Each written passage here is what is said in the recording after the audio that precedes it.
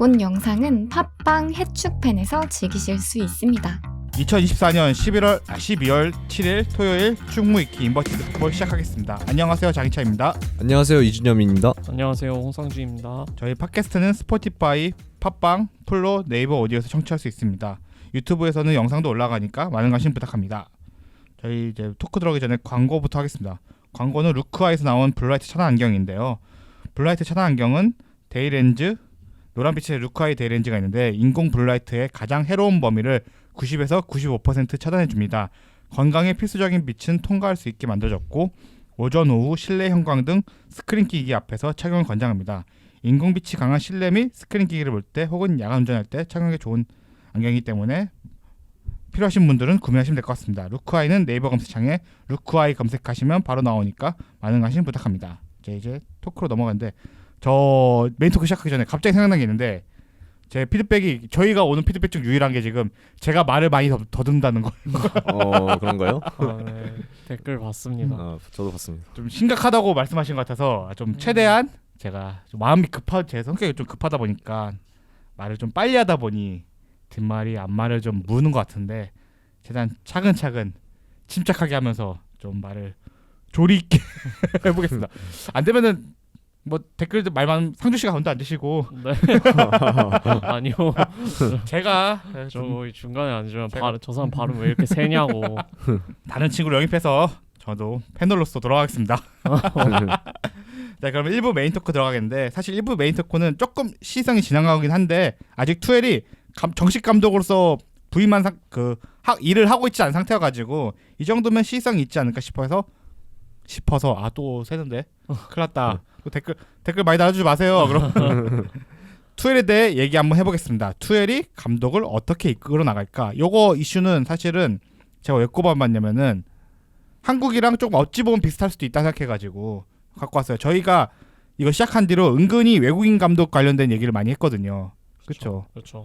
해당 국가, 그러니까 자국 감독이 아니라 다른 해외 감독이 왔을 때 어떨지 한번 다뤄보고 싶기도 하고 저희가 항상 감독에 대해 한번 얘기해보자.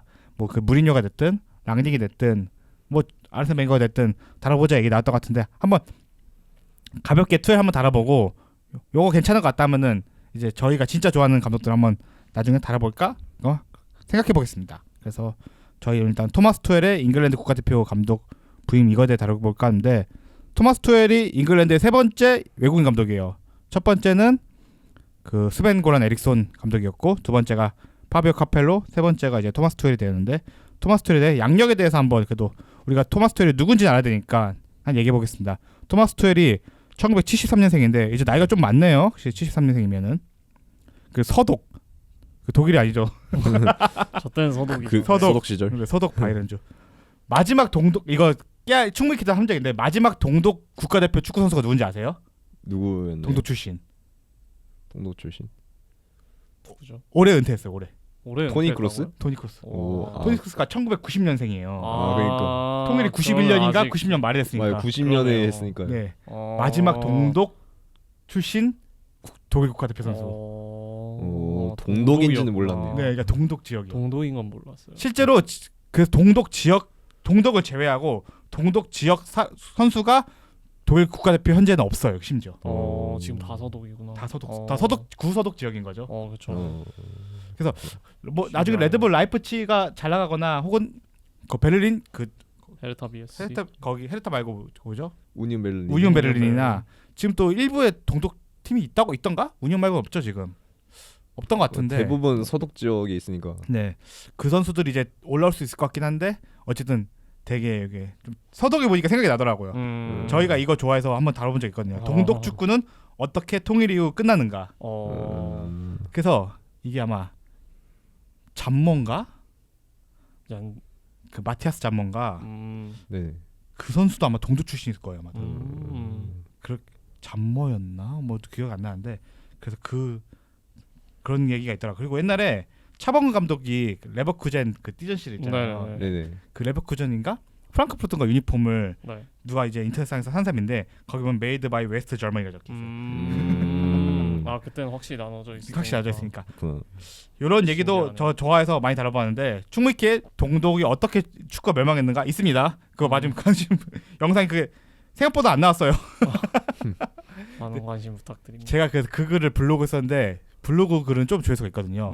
제 생각에는 저 독일 문학 출신이거든요. 아 네네. 독일 전공 애들이 좀 어떻게 과제하려고 참고용으로 아, 좋겠네요. 참고용어 써가게 그랬을 하니까 수도 어쨌든 있죠. 그런 생각합니다. 저 어. 뜬금없는 얘기였고 잠깐 네. 넘어갔습니다. 키가 192, 꽤 커요. 네. 그래서 한때 센터백 출신이었고 주발까지 나와 있네요. 주발이 오른발이었던 오. 선수였습니다. 그리고 이제 유스 팀에선 TSV 크론바흐랑 FC 아우구스부르크 출신이었고 프로팀은 슈투트가르트 키커스랑 그 SSV 울름이 있는데 이 울름 커리어 때문에 제가 알기로는 랑니가 이어지게 됐다라고 기억하고 있어요. 랑니가 울름 출신 감독이었으니까. 그래서 어쨌든 슈투트가르트 유스 코치로 시작해가지고 지금 긴가민가한데 아마 이 슈투트가르트도 그 랑닉이 얽혀 있긴 할 거예요. 저도 정확하게 기억 안 나는데 그래서 이 당시 00년대 초반 혹은 90년대 후반 그 슈투트가르트 지방의 축구가 되게 새로운 축구를 하자 이런 분위기가 있었어요. 그래서 레브도 이 당시 슈투트가르트 쪽에서 코치를 했었고 랑닉도 이쪽이었고 그래서 이쪽을 슈투트가르트 지방을 했던 나왔던 또 발음이 또 이게 좀 괜찮습니다. 괜찮습니다. 예, 갑자기 그렇습니다. 떠오른 거 그렇습니다. 얘기한 건데 네네. 갑자기 생각나네. 그래서 얘기한 거예요. 죄송해요. 아, 슈바비안 스쿨이라고 해가지고 그 당시에 아, 개겐 프레싱을 하자. 이것이 우리 시대 새로운 축구가 될 거다 주창했던 인물들이 이 지역에 되게 많아요. 클린스만도 제가 알기로 슈투트가르트 그쪽이었고 클린스만 아니면은 제가 레브 그분은 왜 네? 그분은 왜 그렇게 됐는지 어, 그분은 뭐 그냥 잘못 배웠나요? 그냥 어디- 이단한가요? 혹시 어디 잘못 배운 것 같아. 아니 그분이 네. 트렌드에 민감은 하셔. 트렌드에 민감한 음. 오케이 무슨 말인지 알겠어요. 그래서 이 00년 그 독일 축구가 90대 후반에 조금 소위 말하는 녹슨 전차라는 얘기 많았잖아요. 네네네 맞아요. 그런 그 축구를 우리가 바꿔야 된다라고 말 많아서 음. 새로운 조류가 있었을 때 또 슈바비안 스쿨, 랑닉이나 이런 사람들이 있던 건데 네네. 그래서 개겐 프레싱이라는 말이 처음 등장했을 때 그 클린스만도 그 조류에 있었고 그분은 그 대신 개겐 프레싱이라는 말은 직관적이지가 못하다. 그래서 그래서 뭐지? 말은 기가 막히게 해요. 말은 기가 막히게. 즉각적인 볼 탈취라고 했었어요. 제가 독일어. 네네네. 직각적인 직역을 볼 하자. 네, 탈취. 즉각적인 볼 탈취라는 말로 쓰자. 이것이 우리 새로운 축구가 될 거라고 우리 전 국가대표 출신 감독 그분도 이런 조류에 있었다. 학자야 학자. 어쨌든 이렇게 시작했고 아우그스부르크 계속 감독해가지고 마인츠 사실 마인츠 시절에 유명해졌죠. 그렇죠. FSV 마인츠 시절에 그 리그 순위 5등까지 찍어가지고 마인츠를 유로파로도 보냈던 이런 감독이었고 뭐 저희가 이제 가장 알게 된 가장 유명한 게 보루시아 도르트문트죠. 맞습니다. 도르트문트 클럽의 후임을 와가지고 리그 2위로 올라갔던 사실 그때 클럽 마지막 시즌 때 굉장히 성적이 안 좋았잖아요. 맞아요. 그때 도르트문트 해가지고 도르트문트로 이렇게 바꿨고 제가 알기로는 또 이제 이분 수석이었나? 그쵸? UEFA A 수석이었다고 들어갔던데. 그 프로 아닌가? 근데 아니 프로는 그 순위가 제가 알기로는 없어요. 없고 어. A에서 이론 시험 만점이었나? 투헬이랑 그때 슈바인슈타이거 형이가 형제겠죠. 네, 형제라고 네. 형제가 둘 다 이론 시험 만점으로 알고 있어요. 어. 그래서 만점이었던 사람으로 기억하고 있고 어쨌든 이제 도르트문트 시절에 펩이 반해가지고 식사 한번 하자. 그래서 식사했던 장면이 찍혔던 그런 것도 있고 맞아요. 그때 기억나네요. 그래서 굉장히 도르트문트에 좀 화제성 있던 감독이었고 그러고 이제 파리 생제르맹 가가지고 파리 생제르맹 시절은 뭐 챔스 결승까지 만들었고 그렇죠. 뭐 파리 생제르맹 꿈이었죠 사실 챔스는 그래서 그렇죠. 결승 갔는데 그때가 아마 이제 한치 플릭 네, 그렇죠. 플릭의 바겐. 그래서 트래블 내주긴 했지만은 굉장히 그때 그 대진 트래블 대진이었던 것 같아요. 누가 맞아요, 이기든 맞아요. 트래블이다. 그래서 그렇게 됐고 그다음 첼시로 가서는 꿈에 이르던 유러피안 챔피언 비결 들어올렸죠. 맞죠. 그때 좀 어떻게 보셨어요? 비결 들어올렸을 때. 그때 굉장히 감동적이었고 많이 좋아했는데 그 다음에 그렇게 될 줄 몰랐어요. 그 다다음에였죠. 그 예. 다다음 시즌에 그렇게 될 줄 몰랐어요. 준엽 씨는 그때 첼시 그때 챔스 결승하는 거 어떻게 보셨어요? 그때 좀 놀라웠어요. 그 중도 부임이었잖아요, 사실은. 맞아요. 네. 중도 부분. 중도 부임한 팀을 그렇게까지 끌어올리고 그 당시 리그 우승한 맨시티를 3연패로 이제 이끌게 한 맞죠. 그렇죠. 감독이다 보니까 좀 놀랐었어요. 그때 투엘이 그 확실히 전임자 램파드였죠. 네. 네. 램파드 이에 와서 더 비교되는. 맞아요. 맞아요. 더 그것도 있고 네. 그리고 그 결승전 경기에서 또 우리 펩 선생님께서 실험을 하나 해주셔가지고 감사하게도 잘 받아 먹었습니다. 그래서 균도안을 가운데로 옮기면서 네. 조금 평소 그러니까 몇 번 리그에서 시도했는데 네. 좀 과감한 결정했는데 투엘에게 좀 밀렸죠. 맞습니다. 네. 역시 투엘이 좀 그런 거 있고 그래서 좀 바이에른 미넨에서는 그래서 첼시 막판에 좀 안 좋게 잘리고 바이에른 미넨을 넘어갔는데 사실 미넨 시절은 좀 안 좋았어요. 네, 네, 맞아요. 김민재랑 얽혀서 되게 많은 관심을 줬던 감독인데 우리 김민재를 다이어에게 밀리게 한 우리 이 못된 독일인이 됐다. 그러고 현재 잉글랜드에 좀 오게 되었습니다. 이제 이게 약간 여담인데 다이어에 대한 평이 정말 좋아요. 그 선수들 사이에서도 그 최근에 요샤키미가 말한 것 중에 다이어만큼 훈련을 잘하고 정말 대단한 선수 처음 봤다고 라고 얘기할 정도라고요. 그 천재가 그렇게 얘기할 정도면 진짜 뭐 감독 입장에서 봤을 때 그런 부분이 되게 좋게 작용해서 쓰지 않았을까라는 생각이 드네요. 진짜 다이어를 옛날에 무리뉴도 메뉴 시절에 영입하려고 했어요. 토트넘으로부터. 맞죠, 맞죠. 다이어가 뭐가 있는 것 같아요, 확실히. 그 구단 내 선수들이나 코치진들이 우리가 볼 수 없었던 무언가가 약간 있기 마련이게 그런 평을 내리던 것 같아요.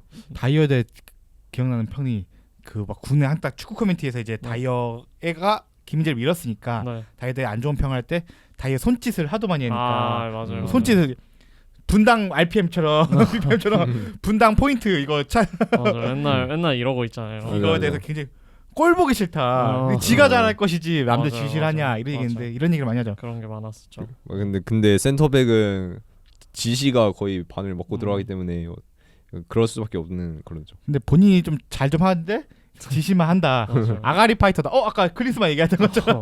학자예요, 학자인 거예요. 그러니까 뭐 많은 건 많아. 근데 이게 안 따라오는 거예요. 옛날 다이어 비슷한 케이스 조르지뉴도 그렇잖아요. 조르지뉴는 조금 다른 것 같아요. 그래서 좀 그러니까 조르지뉴 같은 경우는 좀 더 그 장점이 명확하고 이게 결국 승리로 이어지고 그리고 옆에 있는 사람이 어느 정도 커버를 쳐줄 수가 있어요. 근데 그 다이어 같은 경우는 그게 안 되는 것 같아요. 그러니까 옆에 로메로도 써봤고 뭐 쓰리백으로 써봤고 뭐 다양한 방법을 다 해봤지만 이게 잘 안 되는 것 같습니다. 그 다이어는. 사실 투엘이 다이어 같은 선수를 좋아해요. 뭐 조르지뉴 썼던 것도 그렇고 그래가지고 그렇죠. 6번 선수를 되게 중요시 여기는 감독이기 때문에 그런데 어쨌든 그렇게 해서 잉글랜드로 돌아왔고 어쩌면 다이어를 다시 만날지도 모른다. 뭐 그럴 가능성도 없지 않아 있죠. 어쨌든 이런 얘기가 나오고 있고 이 정도 소개하면 될 것 같은데 각자 그러면은 투엘에 대해 가지고 있던 인상 이거에 대해 한번 얘기해 보면 될 것 같아요. 일단 저희가 쭉 이제 양력을 읊어봤는데 이런 사건들 중에서 나는 요게 인상 깊었다. 나는 아니면 요게 좀 별로였다. 혹은 이런 것들에 대해 잠깐 얘기해 보면 될 것 같은데 먼저 준엽 씨가 투엘에 대해 느끼는 인상 어땠는지. 그 예전에 제가 들은 게 있거든요. 냉철하다, 사이코패스다. 약간 그런 인상이 있었는데 근데 제가 축구 공부를 하기 시작한 이후부터 조금 이미지가 달라진 게 조금 훈련에 대한 이해를 도와준 사람 이렇게 느껴졌어요.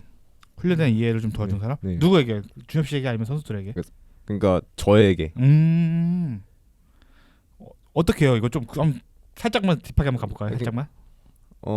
그 차등학습 이론이 있거든요. 차등학습 이론. 이게 훈련에 있어서 가장 중요한 이론인데 네. 우리가 축구 매치를 접할 때 네. 항상 이제 같은 상황만 오는 게 아니잖아요. 다른 상황도 오기 마련인데 그 상황들도 이제 적응하기 위해서는 그 볼프간 쇼론의 차등학습 이론 이런 게 이제 필요하다라고 생각하기 때문에 투엘도 그 볼프강 쇼런의 차등학습 이론 그 이론을 접목해서 이제 훈련을 하는 편이기 때문에 저는 그 투엘의 훈련법에 감명을 받아가지고 이렇게 인식이 바뀌게 된 것 같아요. 이게 좀 투엘 관련 검색을 해보면은 꼭 이 훈련법 방금 얘기한 차등학습 훈련 관련 얘기가 꼭 나와요. 네, 맞아요. 뭐 인지과학적으로 접근해서 내용이 있는데 뭐 단순계랑 복잡계가 있어가지고 네, 되게 맞아요. 깊은 내용이 있는데 어쨌든 이런 내용을 축구 팬들이라면 한번 검색해서 보는 것도 생각보다 복잡한 내용은 아니에요 이게. 읽어보면 이해하기 때문에 저희가 여기서 차등학습 이런 데 길게 설명할 건 아니지만 어쨌든 투엘은 자기가 훈련 어떻게 하는지 확고한 훈련관이 있는 사람이다. 그리고 그거에 대한 이론적인 기반이 탄탄한 사람이다. 이런 인식이 있으신 것 같아요. 뭐 A급 이론 시험 만점 받았기 때문에. 역시 괜히 이 만점이 아니다. 네, 맞아요. 이런 것 같고 한번 상준 씨는 투엘에 대해 어떤 인상이 있었는지. 저는 일단 첼시 팬으로서는 정말 엄청난 투버지고요. 투버지. 네. 주제 무리뉴 이후로는 저는 진짜 최고의 감독이었다고 생각해요. 제일 일단 팬으로서 보기 좋았던 축구를 했고, 그러고 되게 압도적인 축구를 구사했고, 그러고 결과도 갖고 왔고, 챔피언스리그 우승이라든지 그런 걸 갖고 왔기 때문에 저는 진짜 투엘에 대해서 높이 평가를 하고 있고, 진짜 다시는 첼시에 없을 최고의 감독이라고 생각할 정도로 저는 투엘을 되게 생각하는 그 정도가 되게 큽니다. 그리고 되게 그때 투엘이 부임했을 때 램파드가 막 진짜 살려고 별걸 다 하고 있었어요. 진짜 그러니까 얘가 갈 때까지 갔구나라는 생각이 들 정도로 얘가 포메이션을 거의 마지막 경기 때까지 한 3개 4개를 막 돌려서 막 썼었어요. 근데 그 중에 썼던 게 3-4-2에도 있었어요.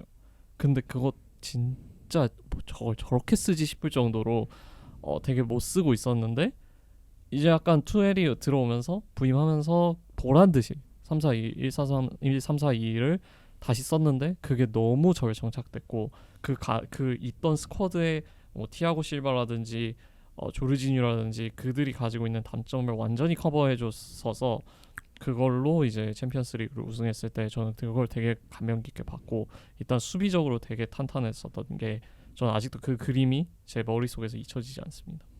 저도 투엘이 그때 왔을 때가 기억이 나는데 왜냐면은 램파드가 잘린 경기가 아스날과의 경기였어요. 네, 맞아요. 근데 아스날이 딱 잡았던 경기고 저는 내심 아스날이 지고 투엘이 아스날 오길 바랬던 사람이었거든요. 그러니까 사실 아르테타도 약간 간당간당. 예, 좋아하긴 했지만은 사실 아르테타 오기 전에 투엘을 원했었던 사람이었어. 되게 기억하는데 그래서 그 당시 투엘의 3백을 돌이켜보면 저는 아스필리쿠에타 활용. 네네. 3백에서 굉장히 아스필리쿠에타가 스토퍼로서 네. 딱 올라가면서 오버래핑 하거나 혹은 딱 내려와 줄 때 그 필요할 때 딱 볼을 잡고 올라갈 때 네네. 그걸 너무 잘했었던 기억이 나요. 그래서 토트넘전이었나? 그때 아마 손흥민이 아스필리쿠에타를 마크해야 될 상황에서 손흥민이 그때 아마 상대 무리뉴였죠. 그렇죠. 무리뉴 토트넘이 이 손흥민 혹은 그 아래 선수를 어떻게 아스필리쿠에타를 마크해야 할지 혹은 이 오른쪽 윙백을 마크할지 이걸 어쩔 줄 몰라 하면서 상대방의 빌드업을 계속 허용해줬던 장면이 저는 아직도 기억에 남거든요. 네. 그때 첼시가 인상 깊긴 했어요. 네네. 그때 정말 그러니까 그렇게 근데 콘테하고 이제 투엘하고 이제 좀 갭이 없지 않아 있긴 한데 선수 구성적인 면으로 봤을 때 크게 다르지가 않은 것 같아서 거기서 아이디어를 가져온 것 같고, 아스필리쿠에타를 그렇게 활용하는 것도 거기서 가져온 것 같고, 일단 조르지뉴가 수비적으로 그때 뭐 인터뷰인가 기사 내용에서 봤을 때 조르지뉴가 수비적으로 대단하지 못하니까 그거를 뒷받침할 3백이 필요했고, 근데 그 3백이 있음으로써 티아고 실바의 기동성을 보완할 수 있었다라고 얘기를 했고, 그리고 그 조르지뉴 옆에 칸테나 코바치치를 배치하면서 좀 더 활동량과 기동성을 줄 수 있었다고 하더라고요. 그래서 그런 면에서 선수단 파악이 일단 확실히 잘 됐고, 그리고 리그 파악도 되게 잘 되어 있어서 그런 판단들을 다 잘 내리지 않았나라는 생각이 듭니다. 저는 투엘에 대한 인상이 도르트문트 시절에 했던 것 같은데 그때부터 굉장히 아스날 오기를 원했다. 이런 감독이 한번 왔으면 싶었다 생각했거든요. 그러니까 제가 생각하는 제 투엘에 대한 인상은 자연스럽게 아무래도 지금 그 다음 질문이 원래는 잉글랜드가 왜 이렇게 못하냐 이 얘기인 것 같은데 좀 건너뛰어서 장단점 부분까지 조금 넘어갔다가 그 잉글랜드 얘기를 해야 될 것 같은데 네네. 저는 투엘에 되게 인상 깊었던 장면 중 하나가 굉장히 복잡한 그러니까 여러 단점이 있고 굉장히 특화된 선수들을 한데 모아서 밸런스를 되게 잘 잡는 감독 생각해요. 네네네. 그러니까 그때 도르트문트 시절에도 클럽의 마지막 시즌 겪으면서 굉장히 선수단의 밸런스가 굉장히 망가져 있는데 그걸 어떻게 잘 균도한 뭐 미키타리안, 뭐 오바메양, 뭐 수많은 선수들을 잘 짜내서 어떻게 팀을 잘 굴러가게 만들어 생각하거든요. 그것이 PSG 시절에도 여실히 드러났고 그렇죠. 파리 생제르맹 시절에도 굉장히 그 전 ML을 겪으면서 굉장히 팀이 어지러웠는데 굉장히 선수단도 그때 어쨌든 구단주가 마구잡이로 사니까 이걸 다 교통정리 네가 했는데 투엘이 교통정리 너무 깔끔하게 했던 것들이 되게 인상 깊어가지고 맞아요. 저는 그 당시 아스날이 그 당시 외질 뭐 오바메양 뭐 라카제트 페페 등 너무 이런 선수들 잔뜩 있으니까 이 선수들을 되게 교통정리 할 걸 믿었던 것 같아요. 그래서 왔으면 좋겠다 싶었던 감독이었고 오바메양 하니까 교통정리가 안 된 게 생각이 나가지고 잠시 생각에 잠겼습니다. 어쨌든 투엘이 맞아 첼시도 있었구나. 네. 아 맞아. 투엘시 선생님이 데리고 오셨거든요. 그거 왜 데리고 왔는지 모르겠는데 투엘의 네. 가장 큰 단점은 그거죠. 네, 자꾸 그거는 이제 그 미국 구단주와 맞물리면서 이제 그렇게 됐던 문제였더라. 그래서 저는 어쨌든 투엘 얘기 좀 더 축구적인 얘기를 좀 해보자면은 투엘이 가지고 있는 자원을 굉장히 뭐 윗돌 빼고 아랫돌 개고 아랫돌 개고 밑돌 빼고 굉장히 잘하는 감독으로 인식하고 있어서 되게 그게 좋았어요. 실제로 포메이션도 뭐 파리 생제르맹 시장 7개 썼다고 하잖아요. 맞아요. 있는 또 포지션 다 뭐, 쓴다고. 네. 그것이 굉장히 그 경기 게임 컨텐츠를 굉장히 잘 읽어서 네. 그걸 적절하게 매치할 수 있는 그 선수가 가지고 있는 장점을 굉장히 고정관념에서 벗어나서 새로운 장점을 부여해서 그걸 이끌어내는 거는 굉장히 특화된 감독이다. 그거에 오래 특화된 감독이다 생각해가지고 저희도 한번 얘기했던 것 같은데 저는 그래서 굉장히 현대적 이론으로 무장한 빅쌤이다. 이 사람은 팀을 쌓아 올라가는 것보다는 굉장히 소방수에 완전 특화된 감독이 아닌가. 그걸 완전 현대적 이론으로 완전 뭉쳐서 우리가 그 사람 마치 이제 펩이나 지금 뭐 자크만 아르테타나 그런 감독처럼 인식하지만은 굉장히 소방수에 적합한 사람이 아닐까 그런 사람이 생각하고 있었는데 어쨌든 그렇게 인식하고 있어요 저는 투엘을. 그래서 어쨌든 이런 제 생각에부터 다음 질문 넘어가서 그럼 투엘의 장점과 경험이 어떤 게 있고 국가대표에 적절할까 혹은 또 이분이 또 단점은 뭐 기가 막힌 단점이 꽤나 문제적 인간이야 이분이. 그렇기 때문에 문제가 있죠. 어록이 많아요. 그래서 이런 것들이 국가대표 감독이 현 국가대표도 아니죠. 현 잉글랜드에 어울릴까 네. 적절할까. 네. 어쩌면 지금 잉글랜드가 어쩌면 잘 이걸 보완할 수 있고 아니면 이거를 더 꼬일 수 있고 생각하는데 어떻게 보시는지 한번 먼저 준엽 씨부터 한번 얘기해 볼까요? 일단 투엘 감독님이 뭐 일단 첼시에서 단기간에 챔피언스리그 우승이라는 성과를 거뒀고 파리 생제르맹에서 뭐 7개 포메이션 막 썼다 그랬잖아요. 투엘의 장점이 약간 이런 것 같아요. 빠르고 이제 냉철한 판단. 그리고 빠르고 냉철한 판단을 바탕으로 그 빠르게 어지럽던 첼시를 약간 교통 정리 잘 하고 그리고 이게 놀랐던 게 7개의 포메이션 7, 8개의 포메이션을 썼다 했잖아요. 그 많은 걸 어떻게 선수들에게 잘 전달하고 녹여냈을까? 약간 이런 게 신기했던 것 같아요. 사실 그게 신기하죠. 7개, 8개 포지션 쓸 수 있어요. 저도 쓸 수는 있는데 어떻게 적용할까 문제지. 잘하는 게 어려운 거지. 네. 쓰는 거야. 나도 못 433, 3412 하면 돼. 할 수 있어요. 다 알지? 뭐 어떻게 써야 되는지 알지? 이건 할 수 있는데 가자. 이제 구현하는 게 어려운 거지. 그쵸. 맞아요.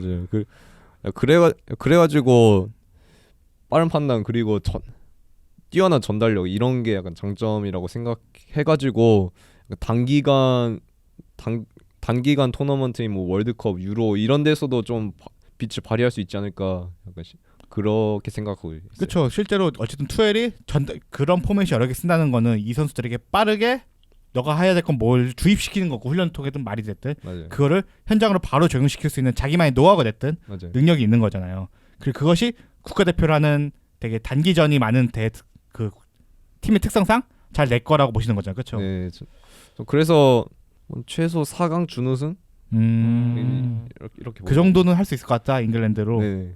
그 잉글랜드 선수들이 말 안 듣는 것만 아니라면은. 뭐 근데 잉글랜드 선수들이 워낙 뭐 투엘은 겪어왔으니까 네. 투엘도 잉글랜드 수신들을 많이 다뤄봤으니까 네. 크게 문제 없을 것 같은데 어쨌든 그 빠른 적응력, 빠른 상황 판단력, 네. 그리고 어쩌면 감정을 배제하는 결정,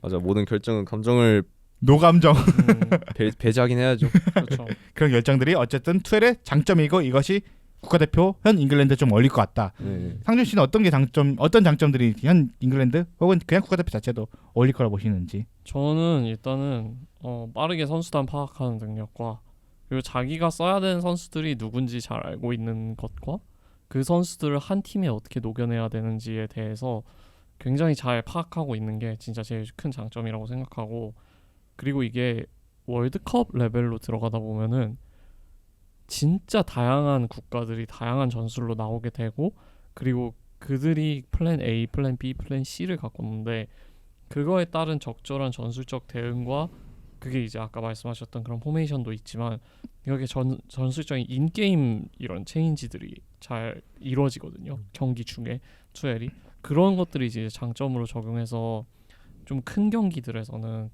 진짜 이길 경기 잡고 하지 않을까라는 생각이 듭니다. 그래서 그게 진짜 큰 투엘의 장점이라고 생각하고요. 근데 이제 단점 같은 경우는 선수단 불화죠. 이제 투엘 같은 경우는 이제 첼시 시절 어록들이 몇 개 있어요. 이제 대표적인 어록 하나가 그 저기 누구야 로멜루 루카쿠를 보면서 저기 TV에 이제 토트넘 이제 그때 콘테였으니까 콘테가 이렇게 스카이스포츠 TV에 맞다 나오는 거예요. 그거 기억난다. 그걸 보면서 야야 니네 아빠 나온다 이렇게 했다는 거예요. 루카쿠한테. 가뜩이나 가뜩이나 지금 주전 경쟁 때문에 힘들고 막 골도 안 터지고 막 힘든 애한테 야야야 니네 아빠 나온다 이러니까 루카쿠 덩치는 이마지만 가슴에 소녀가 살고 있는 애인데 이해하거든요. 여고생 감성인데 그 친구는. 솔직히 루카쿠 첼시 안 돌아오고 하는 거 좀 이해하거든요. 맞아요. 나 같아도 안 돌아와요. 그러면 그러니까 나 같으면 지금 나가고 싶어요. 그러니까 그런 것들이 그런 것들이나 뭐 이제 예전에 뭐 도르트문트 시절 때도 그렇고 뭐 그런 뒷 이야기들이 좀 많은 감독이라서 국가대표 감독으로서 그런 선수들하고 싸웠을 때는 잘못하다가는 진짜 키플레이어 선수들이 폼이 아무리 좋아도 투엘과 안 맞다는 이유로 계속해서 안 뽑힐 수 있다. 그러면은 뭐 이제 뭐 근데 국가대표는 안 보면 안 보는 대로 그냥 안 쓰면 되지만 그냥 빼고 생각하면 되지만 그게 또 어떻게 보면 팀 케미스트리에 그쵸. 좀 문제가 될 수 있지 않을까. 왜냐하면 지금 보면은 U20, U23 뭐 지금 성인 국가대표 팀까지 이 친구 지금 선수단 친구들이 계속 같이 왔거든요. 그쵸, 같이 타이론 왔죠. 밍스 뭐 이런 주드 벨링엄 뭐 케빈 필립스 뭐 이런 선수들이 다 그 어린 연령층 팀 때부터 계속 올라왔다 보니까 팀 케미스트리가 이제 만약에 선수단과 감독이 불화가 있었을 때 거기서 나오는 팀 케미스트리 문제가 있을 수가 있거든요. 그래서 그런 문제가 제일 큰 단점으로 작용하지 않을까라는 생각이 듭니다. 저도 투엘의 아까 장점은 이렇게 매치 경기 상황 중간에 잘 있고 인게임에서 이제 변화를 잘 준다고 하는데 그걸 동의하는 게 저희가 저번 시간에 얘기했던 것 같은데 구자철 유튜브에서 투엘이 게임 중에 그 지시를 잘 많이 한다고 하더라고요. 실제 교체가 아니더라도 너 뭐 5m, 10m만 풀백 이렇게 내린다고 하더라고 손으로. 그것만으로도 좀 내려놨더니만은 그러니까 상대방이 압박을 되게 강하게 하는 팀이었으니까 풀백이나 센터백 계속 이렇게 손짓해서 내려갔대 라인 내려가겠다. 그래서 압박을 상대방 끌어줘서 유도하게 한 팀이 오히려 그 뒷공간을 공략하게 했다는 이런 매치를 경기를 읽는 뭐라고 할까 이거를 표현 어쨌든 매치 인사이트. 네. 어쨌든 그것이 되게 좋은 감독을 하더라고요. 그래서 저도 국내 감독들이 혹은 몇몇 감독들이 교체를 소위 말해 뻔하게 한다. 매크로 교체를 한다 하잖아요. 뭐 70분 되면 누구 들어가고 뺐고 90분 되면 80분 되면 누구 넣었다 뺐다. 이거만 하는 감독들이 그러니까 안 풀리면 이걸 한다라는 인식만 있는 거지. 사실 경기를 자체를 읽는 눈이 없어가지고 뻔한 교체를 한다고 생각하거든요. 이제 저는 경기를 보는 눈, 뭐 매치 인사이트라는 단어 자체가 경기를 보는 눈이고 경기를 이해하는 눈이고 뭐 그런 건데 이제 뭐 뻔한 교체든지 뭐 그런 뻔한 수법이라든지가 왜 자꾸 사용하게 되냐면 저번에 반복했던 이 상황이 그때도 이 카드 솔루션을 사용했을 때 또 통했으니까 그렇게 또 들어맞을 거라고 생각을 할 수도 있겠지만 내가 상대방에 대해서 얼마나 잘 분석이 돼 있고 상대방의 성향이나 특성에 대해서 얼마나 잘 분석돼 있는지에 따라서 그 카드가 바뀔 수 있는 거거든요. 근데 그 카드의 다양성이 조금 덜 하지 않을까라는 생각이에요. 근데 투엘은 좀 더 독창적인 면도 있고 그러다 보니까 그 갖고 있는 카드가 좀 더 다양한 거죠. 네, 그래서 좀 더 낼 수 있는 선택지도 많고 지시할 수 있는 선택지가 좀 더 많은 게 아닌가라는 생각이 듭니다. 준우 씨는 어떻게 생각하시는데? 저도 상준 씨 얘기랑 좀 비슷한 결인 게 저도 물론 이게 감독의 교체 뭐 전술변화라든지 교체 변화라든지 이것이 결국에는 선수 우리 팀에 있는 선수가 누가 있고 어떻냐에 따라서 변화한다고 생각하거든요. 그래가지고 뭐 예를 들어서 첼시가 뭐 교체풀이 많다 그러면 투에는 이제 그냥 자기가 생각한 대로 적절하게 상대에 맞추든지 아니면 우리 상황이 어떻든지 생각을 해가지고 변화할 수 있는데 만약에 좀 교체 자원이 없다 아니면 교체자 수는 많은데 그런 퀄리티가 좀 좋은 편 아닌 것 같다라고 생각을 했을 때는 그게 약간 좀 제한이 되는 것 같아요. 그래서 그 최선의 수를 이제 찾다가 결국에는 저번에 나왔던 선수 똑같이 들어가고 그러다 보니까 우리 눈에는 이제 뻔하게 보이는 거라고 생각해요. 뻔하게 보이는데 저는 그거를 투엘은 좀 더 잘 지어짜낸다. 같은 카드 쓰더라도 좀 다르게 해석을 해가지고 좀 다르게 한다.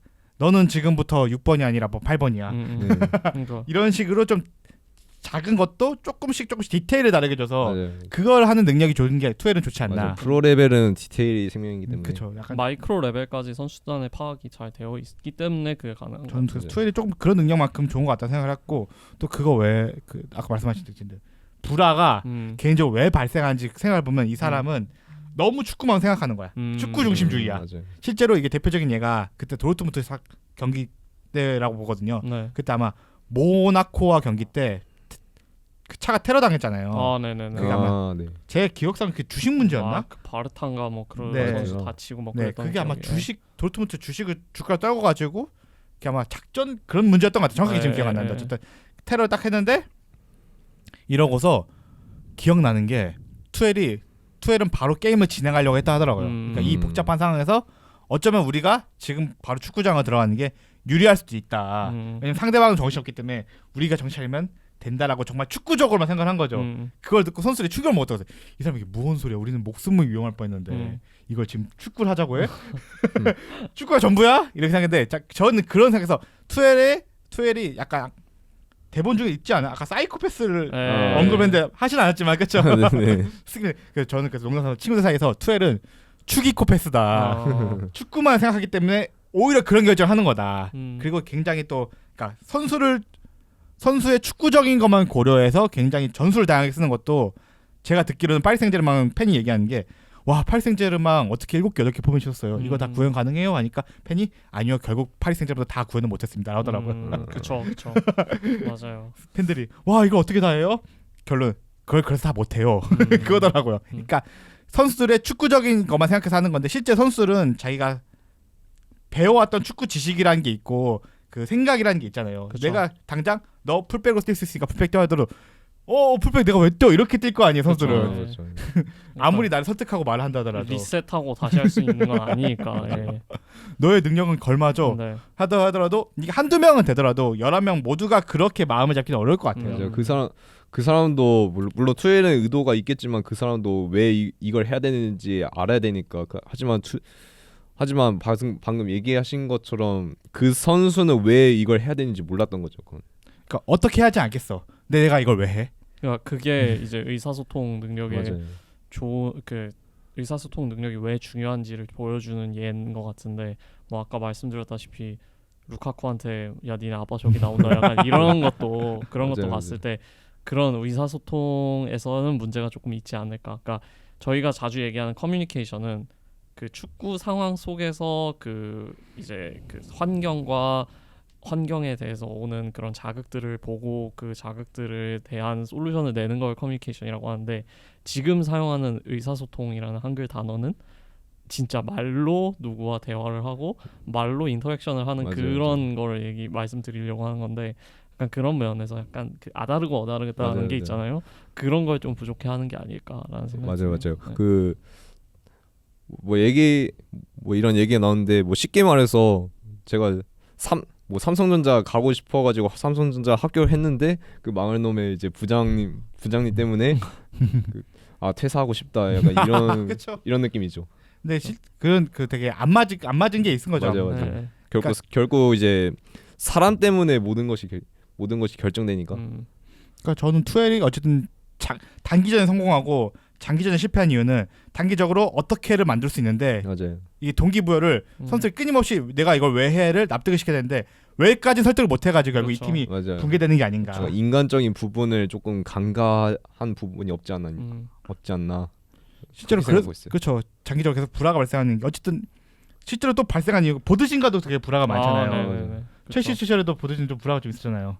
저는 그건 보드진 잘못이라고 봅니다. 근데 그건 저도 보드진 잘못이라고 봐요. 그거는 이제 너무 증거물들이 많이 나오고 있는데 최근에 그레엄 포터가 이제 유튜브 팟캐스트에 나와가지고 인터뷰를 했는데 그것까지 들어갔을 때 이건 무조건 보드진 잘못이에요. 그럼 첼시에서는 첼시 보드진 문제지만 어쨌든 네. 도르트문트에서나 마인츠라도 제가 알기로 그래서 마인츠 회장이 다시는 투엘가 일하지 않겠다라고 얘기를 했다 하더라고요. 그러니까 아마 제 생각에 투엘은 좀 나 똑똑하니까 내 말이 맞아. 내 말대로 해. 이게 맞는 거야. 이게 옳은 거야. 약간 이런 느낌이지 않을까 생각을 해요. 좀 강한 성격인 것 같아요. 예. 그러니까 그래 알았어. 네 말 다 알겠어. 네 말 다 알겠는데 약간 그런 피곤한 사람 있잖아요. 맞는 말만 하는 사람들. 정말 인생에 들어서 맞는 말만 하는 사람들. 맞아요. 나 오늘 너무 힘들어. 이게 뭐가 잘못됐어. 네가 잘못했잖아. T. 여기 T가 나오는구나. T발시. T. 토마스 투엘이 TT네. T. 심지어 투헬이잖아. 그 투헬이네. 투헬 TC. 토마스 투엘이었네. T 대문자 TT네. 맞다. 첼시 시절에도 TT였잖아요. 그거 달려 있잖아요. TT였거든요. T 하나 더 붙여줘야 돼요. 대문자 T였네 그것도. 그만큼 T였다. 그 아저씨가. 그래서 좀 대화가 쉽지 않을 거다.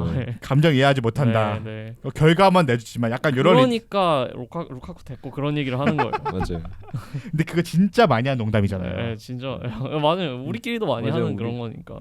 저기 데뷔시켜준 은사님 보면서 야 저기 니네 아빠 지나간다 약간 이런. 그러니까 하는데 어쨌든 토마스 투엘이 이런 문제가 있다. 근데 장점과 단점이 되게 확연하게 갈리는 사람이잖아요. 심지어 독일인이야.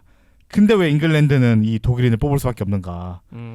이 독일 감독을 되게 환영하는 분위기긴 했어요 생각보다. 네네. 그쵸. 처음에는 근데 펩을 굉장히 원했던 것 같아요. 펩 정도는 글쎄요 잉글랜드 애들이 그래 펩 가르디오는 우리가 납득할 수 있어. 그러니까 영국이 인정하는 감독들이 몇 명 있는 것 같은데 그게 네. 펩이고 유르겐 클롭이고 그다음에 투헬인 것 같아요. 네. 외국인 중에서는. 그런데도 토마스 투엘은 반발이 좀 있던 것 같아. 제 기억상으로는 생각보다 있었다. 네빌이나 이제 그런 사람들의 인터뷰를 보면은 우리는 왜 잉글랜드 감독을 뽑을 수 없는가?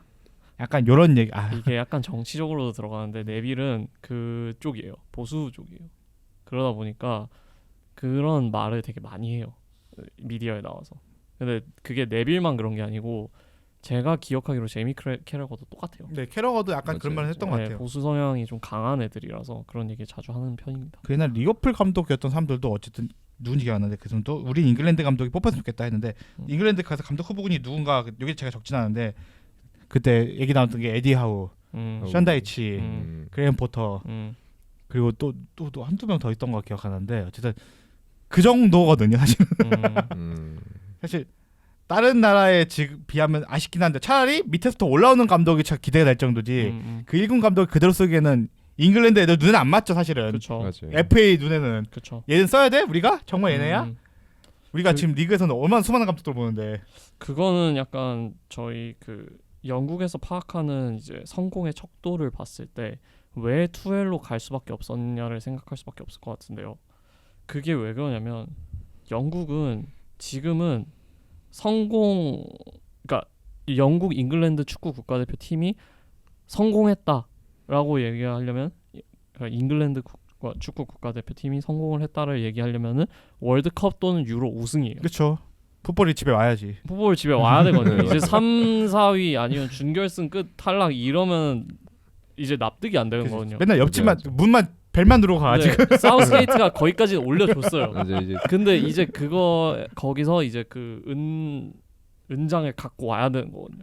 근데 그걸 못 갖고 올 것 같으니까 지금 반발이 있는 거거든요. 영국 내에서 그 에디 하우를 감독으로 세운다라고 생각했고 뭐 그레이엄 포터를 이제 감독으로 세운다 했고 션 다이시를 감독으로 세운다 생각했을 때 얘네가 무슨 실버웨어를 갖고 올 수 있냐, 얘네 뭐 커리어에서 실버웨어 뭐 갖고 온 게 있냐 하면서 반발이 있는 거거든요. 그러니까 투엘에 오히려 납득을 하고 투엘을 좀 더 인정해주는 분위기인 거죠. 그래서 여기 지금 안 썼는데 잉글랜드 감독 중 마지막 리그를 우승했던 감독이 1992년도 하워드 윌킨슨이라고 해요. 네. 92년 이제 22년? 32년? 야. 32년이죠. 네. 32년이 지났어. 와, 내 나이만큼 먹었네. 그러니까 잉글랜드 출신 감독 중에 뭐 반짝하고 팀을 잘 만드는 감독들은 있지만 결국에 그 실버웨어를 갖고 오는 감독이 없는 거예요. 지금 봤을 때. 맞아. 영국 전체를 따져도 네. 퍼거슨밖에 없잖아요. 그렇죠. 마지막 그러면 FA컵 우승 감독도 그때 기억이 안 나는데 꽤 옛날로 가는 것 같던데. FA컵은 거의 뭐 펩 과르디올라가 벵거랑 점령하고 있었기 때문에. 레스터 시티가 그때도 로저스는 그쵸. 로저스는 뭐 다른 나라 감독이죠, 그쵸? 북아일랜드 감독이니까. 예. 맞아. 90년대로 넘어가는 거 알고 있어요, 저도. 네.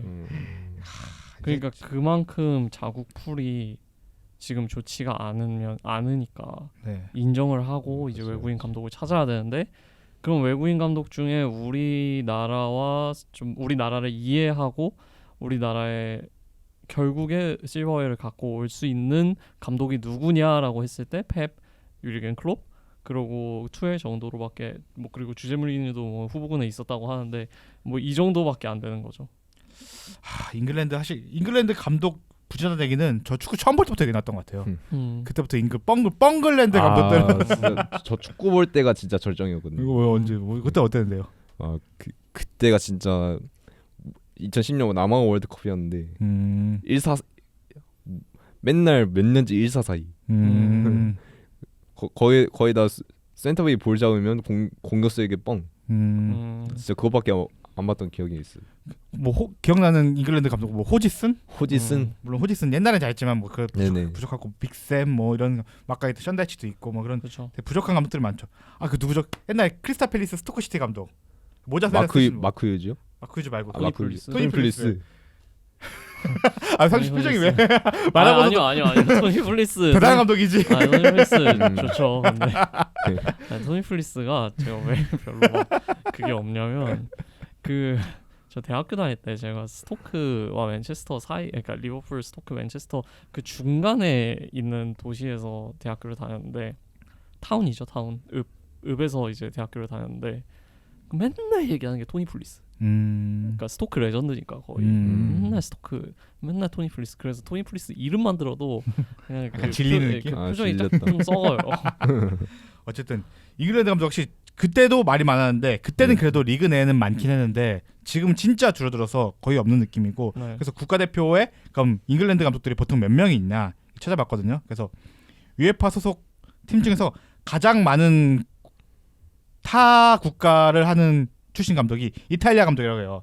이탈리아 감독이 총 8개 국가에서 UEFA 소속 국가를 감독하고 있다. 그래서 가장 많다고 하더라고요. 그래서 이게 가장 많고 아예 세계로 뻗어가면 스페인이 아무래도 스페인은 언어가 아무래도 맞아요. 언어 버프가 좀 있죠, 확실히. 맞아요. 스페인, 포르투갈 이런 데가. 그렇죠. 언어 뭐 중남미 같은 데도 하면 가능하니까. 그래서 한 14개국 정도를 또 그리고 스페인 출신들을 워낙 우리가 하기 전에 얘기했지만 코칭 라이센스를 워낙 뿌리니까 여기저기 되게 많아요. 맞아요. 그리고 그 라리가 쪽이 되게 동남아나 아시아 쪽도 그쪽 진출하잖아요. 그쵸. 그래서 이번에 김판공 감독이 울산에 있었을 때 말레이 시절에 코치도 스페인 사람이에요. 홍콩 시절부터 같이 했던 코치가 스페인 사람이 하더라고요. 그래서 어쨌든 이 스페인이 되게 전 세계로 코치가 워낙 많다 보니까 스페인이 많이 했는데 잉글랜드도 숫자 많다. 11개국이다.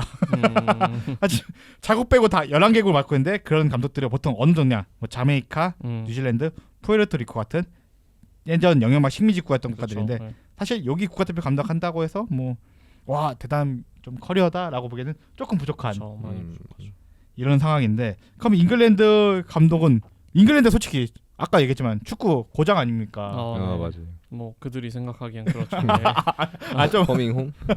그래서 우리가 뭐 예를 들어 야구를 치면은 야구는 당연히 미국 감독 데리고 와야지. 예. 농구? 네. 농구도 미국 감독이지. 네. 그 각자의 종조국 있을 거 아니에요. 네네. 양궁도 어쨌든 한국이 하는 거니까 한국 감독 써야지. 감독 써야지. 그리고 뭐 그런 게 있을 텐데 왜 그럼 잉글랜드 감독은 잉글랜드 사람은 이게 태생적으로 안 되는 건지 DNA가 문제가 있는 건지 아니면 나라 먹는 잘 못 먹어서 그런 건지 이게 못 먹는 거. 내 탄수화물 중요하니까 그렇죠. 중요하죠. 예. 네. 아니면 이게 허구한 날에 맥주를 마셔서 그런 건지 잉글랜드 감독 왜 그럴까 저희만의 뇌피셜 이거는 제가 논문을 쓴 것도 아니고 뭐 어디서 볼 수 없죠.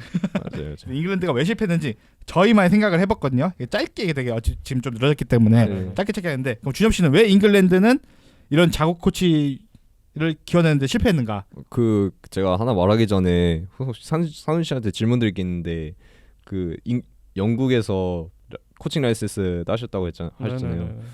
혹시 그 따시는데 이제 어떠셨는지. 개인적 경험. 경험이요. 네. 뭐 저는 일반인 전형이니까 네. 일반인 전형으로 가면은 진짜 별의별 사람들이 다 와요. 뭐 여자 코치들도 많이 있고 하고 뭐 젊은 코치들도 많은데 이제 인생의 마지막 스파크를 튀어보고 싶은 70대 아저씨들 할아버지들도 많이 오시고 하다 보니까 되게 쉽게 생각하고 들어오고 그러다 보니까 퀄리티 컨트롤이 조금 안 되는 느낌도 있습니다. 그래서 좀 뭐라 해야 될까요? 모두에게 도움이 되는 그런 디스커션보다는 뭐 거의 나 하고 싶은 말 하는 그런 디스커션들이 좀 많기 때문에 퀄리티 컨트롤은 확실히 안 되는 느낌이에요. 네.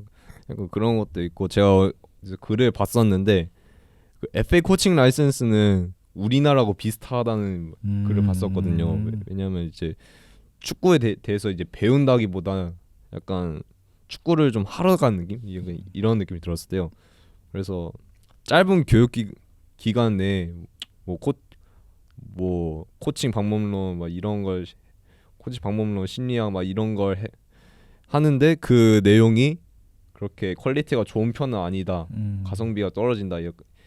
이렇게 봤었기 때문에 아마 잉글랜드 출신 감독들이 이렇게 퀄리티가 좋은 그런 감독들이 나오는 게 이제 거의 없지 않을까 이렇게 생각하고 있어요. 아무래도 지금 FA가 제가 알기로는 최근 들어서 꽤 많이 이거를 개선하고 있는 것 같긴 한데 어쨌든 과거까지는 네. 지금 감독들이 배울 때는 네. 좀 여러 가지로 되게 좀 아쉬웠다. 네. 퀄리티 자체가. 네.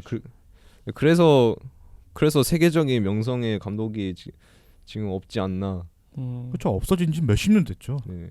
제가 봤을 때 FA 라이센스 그러니까 그 코칭 라이센스를 따러 가는 곳은 좀 더 증명하는 자리예요. 네. 그러니까 내가 여기를 가서 내 지식을 뿜어내고 내가 이걸 연수를 받고 라이선스 따고 끝.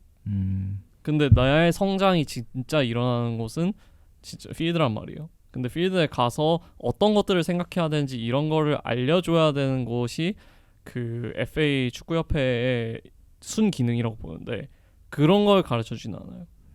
훈련을 어떻게 짜고 맞아요, 뭐 맞아요. 어떻게 뭐를 생각해야 되고 그러니까 뭐를 생각해야 되는 건 그런 것까지 그렇게 딥하게 안 들어가고 어떻게 짜야 되고 뭐 어떻게 해야 된다 이런 거는 알려주지. 너네가 필드로 돌아갔을 때 어떤 것들을 생각해야 너에게 발전이 있고 너가 코치로서 발전할 수 있는지에 대해서 알려주거나 생각할 기회를 주지 않기 때문에 처음 들어갔을 때 뭐 C 라이센스로 들어갔을 때 하고 프로 라이센스로 나올 때 하고 일반인 수준에서는 거의 비슷하거나 조금 발전한 정도일 수밖에 없는 것 같아요. 여러모로 어쨌든 되게 스스로 좀 깨닫고 좀 맞아요. 커져가는 데서는 약간 아쉬운 부분이 그렇죠. 있다, 예, 예. 존재한다 그렇게 얘기할 수 있을 것 같은데. 그럼 되게 길게 적으셨는데 한두 가지 그래도 인상 깊었던 건 다른 나라는 왜 그럼 잘하는 것 같은지 한번 되게 많이 적어주셨거든요. 제가 한두 부분만 그러면은 네네. 제가 이탈리아, 네덜란드를 봤었는데 네덜란드 볼게요. 제가 네덜란드를 조금 더 이제 글을 보면서 선호하는 생각이 들었기 때문에 그러면 네덜란드는 기본적으로 이제 선수들이 이제 자유롭게 스스로 판단하고 스스로 어떻게 해야 될지 이제 만들어 나가는 것을 초점으로 코칭 라이센스를 이제 과정을 이제 운영하고 있거든요. 그래서 그 지도자가 선수가 공 차는 방향 아니고 공 받을 때 포지션이 이건 알지만 그걸 어떻게 스스로 깨닫게 만드는지 그걸 계속 연구하고 그러는 것 같아요. 그래서 그래서 이걸 어떻게 하냐, 실전 상황 놓고 훈련을 하거든요. 상황을 빠르고 이제 정확하게 판단하고 실행하는 능력이 주가 되는데, 그래서 일단 훈련을 하고 만약 지도자가 생각했을 때 약간 오류가 나왔다, 막 이런 게 나왔다 싶으면 바로 코칭 들어가는 게 아니라 기다린 후 이제 끝날 때 네. 코칭이 들어가요. 그래야 좀 더 안정을 취한 상황에서 좀 더 이제 명확하고 정확한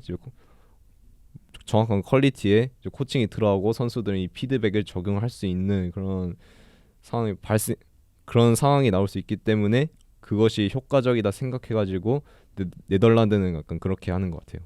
혹시 네덜란드 코칭이 원래 좀 유명하긴 하죠. 옛날에 네. 저는 학교 체육 그 선생님 있는 방에 아이약스 코칭 그 유스 단련 아카데미 비디오도 있었어. 그러니까 어쨌든 아이약스 그게 워낙 유명해서 그 비디오가 한국에 엄청 뿌려졌었어요. 네네. 아카데미 비디오가. 어쨌든 그만큼 네덜란드 코칭 워낙 좀 유명하고 네. 준영 씨가 마음에 들었던 부분은 그 중에서 이제 조금 굉장히 뭐 탑다운 방식보다는 선수가 스스로 좀 깨닫게 네네. 되게 그 시간도 많이 부여하는 이 방식이 네. 마음에 들었다. 네네. 왜냐하면 제가 전에도 얘기했듯이 축구는 예측 불가능한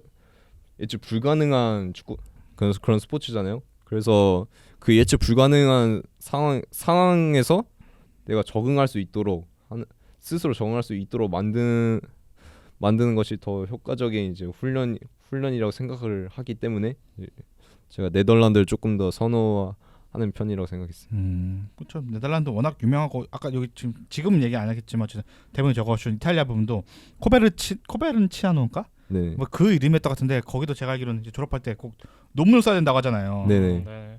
그런 만큼 그 각자 나라마다 어쨌든 그런 코칭 스쿨이 좀 유명한 게 있다고 적어요. 독일도 제가 알기로 이름이 갑자기 기억 안 나는데 그 본에 하나 있죠. 네. 네, 네. 스쿨 되게 네. 그 선수 감독인가 코치 이름 따서 하는 스쿨이 하나 있는 걸로 네, 알고 있고 맞아요. 네네. 네덜란드 그 이탈리아도 그 코베르치아노 거기 논문은 워낙 유명해서 저희들이 검색하면 볼 수도 있어요. 뭐 알레그리 논문도 있고 우리가 준엽 씨께서 나중에 2부에 얘기할 그 논문 하나 들고 오시잖아요. 마치니 네. 논문 트래커아티스트란 무엇인가. 네네. 어쨌든 이렇게 논문들이 워낙 했는데 잉글랜드는 아직 이런 부분이 좀 부족하다고 저도 생각을 해요. 네네. 그래서 아무래도 좀 자국 감독들이 많이 안 나오는 상황인가 하는데 마지막으로 어쨌든 그럼 투엘 이런 얘기를 해서 이런 상황이기 때문에 투엘을 뽑을 수밖에 없게 되는데 그러면은 투엘이 어느 정도는 해야 그럼 성공이라 보고 그 정도를 투엘이 할 수 있을지 되게 어쨌든 자국풀 안 좋아. 그래서 자국감 쓸 수 있잖아요. 그래도 근데 상준 씨가 얘기했처럼 잉글랜드 이제 그건 안 돼. 우린 무조건 우승이야. 실버에 갖고 와야 돼. 그렇기 때문에 데리고 온 거야 되는데 그럼 투엘이 이만큼은 해줘야 성공이다. 하면 그래 요 정도까지 한 성공 아니더라도 그나마 좀 봐줄 수 있는 그런 기준이 혹시 있으신지. 월드컵은 일단 4강 이상이어야 월드컵 되고 4강 이상? 유로는 우승해야 되고 유로 우승? 유로는 우승해야 되고 그래야 투엘이 성공이다 아니다를 좀 이제 논할 수 있는 정도가 되는 것 같아요. 그래야 이제 다음 월드컵을 생각하냐 아니면은 다른 감독을 찾느냐를 생각하게 될 수 있을 것 같아요. 그래서 월드컵은 일단 4강 그러니까 월드컵이 먼저잖아요. 주기상 월드컵이 먼저고 그다음 유로가 올 텐데 월드컵은 일단 무조건 최소 4강 이상 가야 되고 거기서 뭐 페널티킥 때문에 또 사우스게이트처럼 재수없게 탈락하는 한이 있더라도 4강 가야 되고 유로는 무조건 우승해야 돼요. 유로 무조건 우승? 네. 그 정도는 해야 성공이다 보고. 그 정도는 해야 성공이고 이제 좀 투엘 축구에서 조금 더 기대하는 바는 지금 뭐 골든 제너레이션이거든요. 잉글랜드가 그렇죠. 펩 가르디올라나 유르겐 클롭의 영향을 받아서 이제 크는 친구들이 많은데 그 코치들뿐만이 아니라 되게 좋은 코치들 많거든요. 요즘 제임스 시몬즈나 뭐 그 제이컵 무슨 램지라고 있어요. 지금 맨유 감독이었던 것 맨유 코치였던 것 같은데 하여튼 그런 코치들하고 같이 해서 얼마나 더 나은 그런 코칭 수준을 올리는지 그것도 좀 기대가 되고 두 번째는 주드 벨링엄, 포든 뭐 되게 다 사카, 팔머 이런 선수들 되게 좋은 선수들 많은데 이 선수들을 어떻게 한 팀에 꾸려서 좋은 성적을 낼 것인가 그게 제일 기대가 되는 부분입니다. 그럼 그런 점을 할 수 있다고 보시는지 그러면 투엘이 할 수 있을 것 같아요. 할 수 있을 것 같다. 지금 바로 투입된 게 아니고 지금 시간이 좀 좋아졌잖아요. 지금 공부 되게 열심히 하고 있을 것 같아요. 투의 성격상. 그렇죠. 그리고 워낙 프리미어리그 있던 감독 아는 선수들이니까 또 팔뭐 모를 것 같지 않아. 그래서 그럴 것 같고. 그러면은 준엽 씨는 저는 일단 사우스게이트가 이 정도 초석을 다져놨으니까 우승컵은 하나씩 들고 와야 성공이라고 평가할 수 있을 것 같아요. 그럼 성공? 그럼 성공 할 수 있을 것 같아? 아니면은 성공과 좀 성공 플러스 뭘 가져올을 걸 보시는지?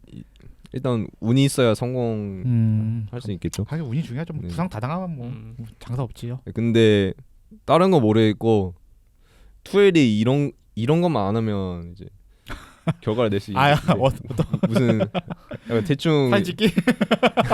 약간 대충 예상 가시겠지만 선수들 약간 인간적인 부분에 대해서 약간 매니지먼트를